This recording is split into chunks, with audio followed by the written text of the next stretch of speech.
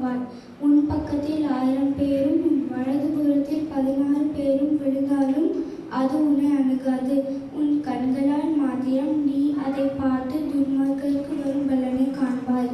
எனக்கு அடைக்கலமாயிருக்கிற உன்னதமான கர்த்தரே உனக்கு தாபரமாக கொண்டாய். ஆகையால் பொல்லாப்பு உனக்கு நேரிடாது, உன் வாதை உன் கூடாரத்தை அணுகாது.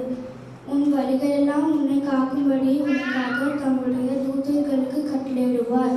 உன் பாதம் கல்லில் இடராதபடிக்கு அவர்கள் உன்னை தங்கள் கைகளில் ஏந்திக் கொண்டு போவார்கள். சிங்கத்தின் மேலும் விரைப்பாமல் மேலும் நீ நடந்து பால சிங்கத்தையும் வலு சர்ப்பத்தையும் மிதித்து போடுவாய்.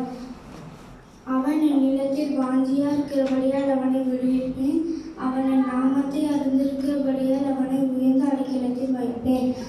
அவன் என்னை நோக்கி கூப்பிடுவான், நான் அவனுக்கு மறு உத்தரவு அருளிச் செய்வேன். ஆபத்தில் நானே அவனோடு இருந்து அவனை தப்புவித்து அவனை கனப்படுத்துவேன். நீடித்த நாட்களை அவனை திருப்தியாக்கி என் ரட்சிப்பை அவனுக்கு காண்பிப்பேன். ஆமென்.